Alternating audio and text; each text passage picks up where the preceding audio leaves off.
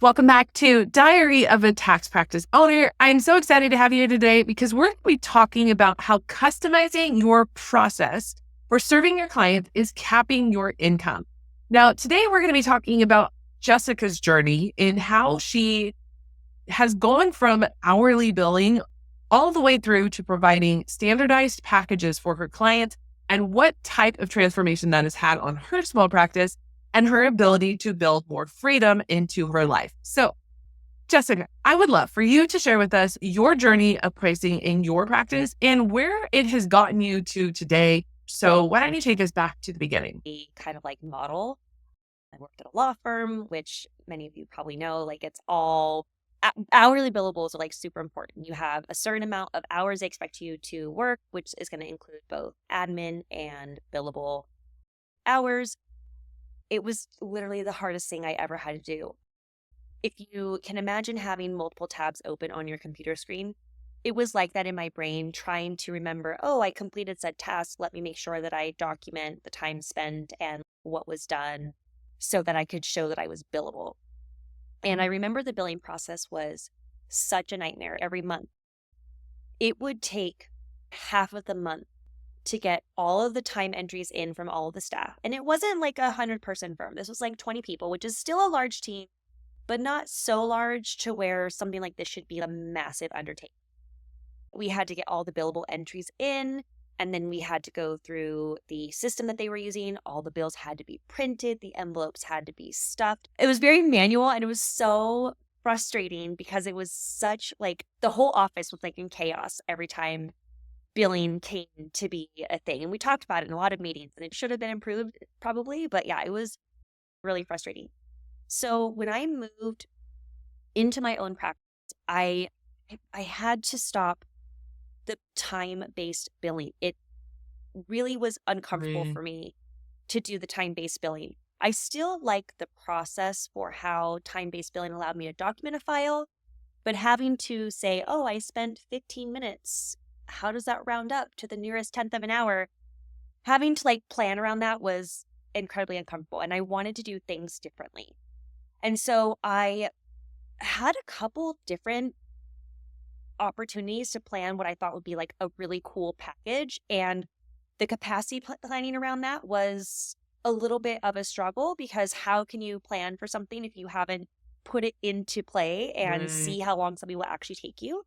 But after a little bit of trial and error and really honing in on how much time a matter should have taken me, especially the ones that I was crafting to what I wanted my clients to experience with me, then it completely shifted because I was no longer stressing over, oh, I have to make sure that I'm properly documenting this file because if I'm going to bill hourly, I need to send this bill out on this 30-day interval to get payment. Now it was a flat fee up front, and just based on how we had, again, carefully crafted and planned the time commitment for each of those matters, we had sufficient markup on those services for us to remain profitable and to continue to pursue improvement in a lot of areas of the firm. But it was a process, mainly because a lot of firms still do hourly based billing, not just legal firms, CPA firms. Gosh, a lot of it is you'll see these job opportunities and it's we need 1,800 billable hours for a total of 2,100 total hours in the work. So it's very ingrained into our industry, and I couldn't do it. I had to make some changes, and I'm happy that I did because it takes that one other skill that I was never really good at in the first place and allows me to still experience the cash flow that I want, still work the desired number of hours that I want, and ideally give a great like standard level of experience that my clients will have with me. It's been a very beneficial exercise to have finally gotten there. Yeah, I love that. And I think I'm with you. I am not a time tracker. I remember back in my project management days, they wanted us to track our time. It was always not correct because I just couldn't bring myself to just be tracking time. It just is not in my brain set. And I think they joke that accountants are all the same. They're people pleasers at the core. Neurodivergent. I can't remember their words. Yeah, neurodivergent. I knew all I could picture was the movie Divergent. Yeah, I know. But that's funny that movie is based on Yeah. the divergence in how they thought and molded into societies. Yeah. So not only are tax professionals people pleasers at the core, but they're neurodivergent in many cases. And so in constant structured processes like that, it goes literally against who we are. Like it just, and if it's someone like, if you're listening to this and you're like, yes, I feel that, then you definitely need to think about a different way of billing your client. And I think there's some people out there doing hybrid model where they have a value-based pricing for some services, but then they do hourly for others. You've gone exclusively to value-based, correct? Yes. I'm telling you, I struggled really hard with the hourly based model. Some things technically probably would still require an hourly based engagement. They're very limited in a representation type example. But I try to still, instead of saying I billed exactly this many hours, I try to say we've reached this many hours in our 10-hour blocks. And then, we've reached our 10 hours of this block. Let's do another 10-hour block. That way I'm not doing recurring every 30-day statement kind of thing. Because those, again, that process is extremely difficult. And I feel like I'm so neurotic that I would be triple checking everything and still things would be missed. So for me, a value-based flat fee model has been very transformative in how I am even thinking about my own cash flow, AR, everything. It's been a very fantastic exercise for me. Love that. So let's talk about the client in this case, because some people would say that's not providing your client the best of service. But I tend to differ with that. I think that value-based, especially because in a lot of the work that I do is value-based. The services we provide are value-based here at Workflows for Tax Pros. What is your perspective of what the client is receiving and how is this beneficial to the client in the long run? So I think one of the biggest things that I've seen is an expectation of when things are going to be delivered, received. We're going to have regular meetings.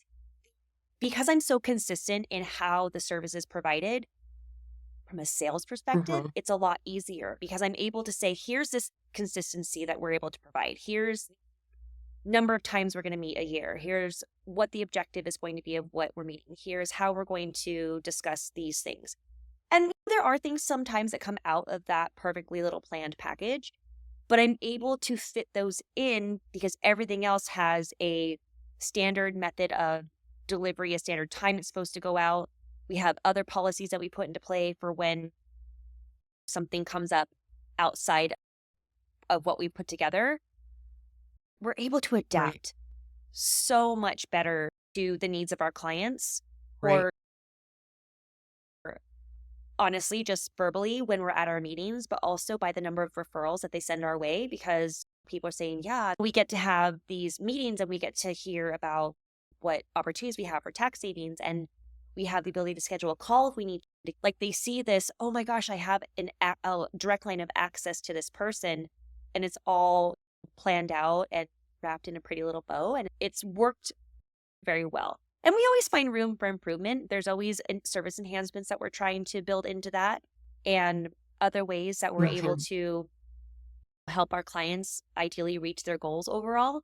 So it's been a very good process for us. And yeah, my clients are very audibly like telling me how much they enjoy it. That's great. And I think one thing, people don't think about it this way. When I was with a tax professional, they charged a per form fee and it didn't include any additional services. I didn't know if I could or would be billed to if I reached out to them. So I never reached out to them. I never asked the questions, or if we got a notice from somebody, I didn't know to send that into them and that they could help me with that. And I think when you start thinking more broadly and more holistically about your value-based model, your clients can sense that you're more of an advisor to them, right? Like you step out of that service provider and into an advisor role naturally. And so then and a lot of people are moving to advisory, as you start moving your clients more into a value-based advisory model, that's not as foreign to them as a stark shift from we're going to prepare your taxes. You are naturally moving into that through your pricing structure. What are your thoughts on that? Because I think a lot of people that are listening are thinking, how can I start bringing more value, be more of an advisor role to people? And how do I transition from this hourly model into that? The good news is a lot of people have already figured it out. So you don't have to necessarily start completely from scratch. I think one of the concepts that I enjoy sharing with people is having a tiered based model. There's been proof that this is a good model for a lot of people where clients are provided options and then you've carefully built into this, what's the bare minimum, what's where you want people to be, and then what would be like this high ticket offer. And you can see this in a lot of different capacities and a lot of different providers that do this. I think one of the hardest exercises for me was knowing what was that minimum level that I wanted to offer and then what was like the gradual build up. And that definitely took some time to plan out. I asked my clients, where are you feeling that you need more support? Where are you feeling that you need less? And a lot of that, again, it's just, you just have to write things down, give it a shot and see how it goes. And then ideally get feedback to see if this is the process that makes sense. I've reworked my packages probably 2 or 3 times. And I think we found a really good sweet spot. Yeah. We might change them again here in another couple of years. But there's a lot of information available and there are plenty of people willing to share. So you don't have to start from ground zero. You can definitely get a good portion of the way to find out how this value-based tiered structure works. So I definitely recommend to people, if you can find the right process and the right people to get in front of to discuss this, you could probably come up with a great solution for this value-based pricing model. The other thing that I wanted to ask you about is how has this simplified your business? Has this changed the way in which you're thinking about how you structure your team, the tools that you need? Like, what are the impacts that it's had around simplifying your business? So for me, this coming to a more standard level of service allowed me to actually plan my work week and the capacity for what I'm capable of doing in a much easier fashion. We have check-ins and those occur between July 1st and September 16th. So knowing that we're going to have these meetings and we have 30, 40 clients that are going to be doing those check-in meetings, we know during this time frame, we need to have certain time periods available for those appointments to take place. It's allowed me and my team the chance to say, hey, we have this work that we have to somehow fit in here and there, but we're able to do so with being mindful of like maybe appointments that haven't been booked yet. So we're able to actually more effectively capacity plan and hopefully prevent delays and still meet deadlines and all of that. So that's been, I think, a really beneficial component to standardizing my service level. And also just having regular touch points. I did put into consideration the time periods that these would take place. Having something in the middle of the year, because if we have 6 to 7 months to plan for what might take place versus trying to come together at the very end of the year only and trying to make up for all of what we didn't get to cover earlier in the year, we can hopefully prevent a balance from being due, or we can reduce taxes that have to be paid because maybe the prior year was so great and this year is only so-so and we don't have to make tax payments in that large of an amount. So there's the opportunity to tinker with the results of what you're going to give your clients put into motion with the standardized practice. I like that. Yeah. And I think also on the other side, when you have the simplification of going to the package model that you talked about, you don't have to have 85 engagement letters. Like, you get to even simplify out your service levels so that you aren't creating all of these customized, unique to every client workflows that just make things more complicated in the actual delivery of it. And if everybody is on these 3 different tiers in your example, that simplification helps a ton when it comes to the actual operations of what you're delivering, and often results in needing less team effort because you're leveraging systems and automations. You don't need as many bodies to execute on the service delivery. Do you agree with that? Absolutely. In kind of this role switch that we had with Vanessa, where she was primarily my assistant, and now we've transferred her to a role in client success, she's really more involved in the process. And it's helped because now I'm not the only point of contact.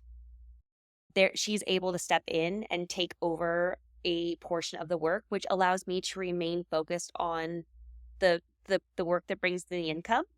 And that's been super helpful. And we've worked that in. So we have rolled her into a lot of the communication. This was very intentional because I wanted people to know that if you have to ask me a question, you can also ask that question from Vanessa.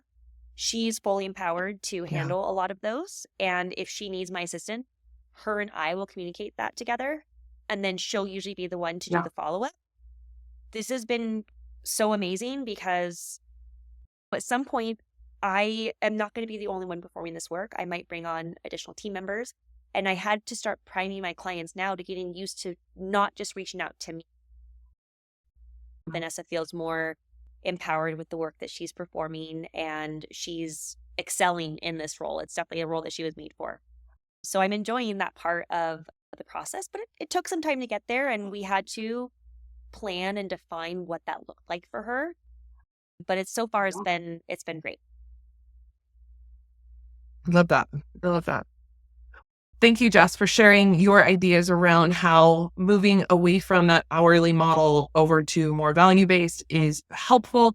We hope that you have taken away some interesting ideas around how you can make this transition as well. This has been an iterative process over the last several years. And as she pointed out, once things got settled in just the change of the pricing, then she started thinking more broadly, like how can Vanessa be serving a different role in the service of our clients? And how can I focus more on the actual value-based work? And this is just something that takes time. So if you are like, oh my gosh, I don't even know where to start, don't worry, you can do this too. Just make small steps and understand, as Jessica pointed out, what others are doing. And there's lots of great opportunities and resources out there for you. And we even are going to be releasing a special masterclass on this and workshop that is going to walk you through Jessica's process. And we're also going to walk you through how you can systematize the automations to work for you in TaxDome around pricing models and around the ability to get into a value-based package and how you can make that streamlined and super efficient for you and your team so that when it comes to bringing on new clients, you drive them right into that value-based conversation. Your existing clients will even be sharing with you about how you can transition them to your new working model and decide, are they still a fit or no longer a fit for your firm? These are the conversations that you want to be a part of, and having exposure to them gives you the skills and the ideas to be able to start taking those steps forward. So we invite you to join us. You can find the link below this video. And if we have already held the workshop, the live workshop, you can always go to our website and find the replay of it available there, because we know that this is a conversation that needs to be had amongst a lot of practice owners, and we're glad to be the ones to help lead that. So until next time, we look forward to getting to share with you more ideas around how you can work more efficiently and effectively in your small practice by sharing with you the stories of tax practice owners and how they're working in their businesses today. So we'll see you in the next podcast.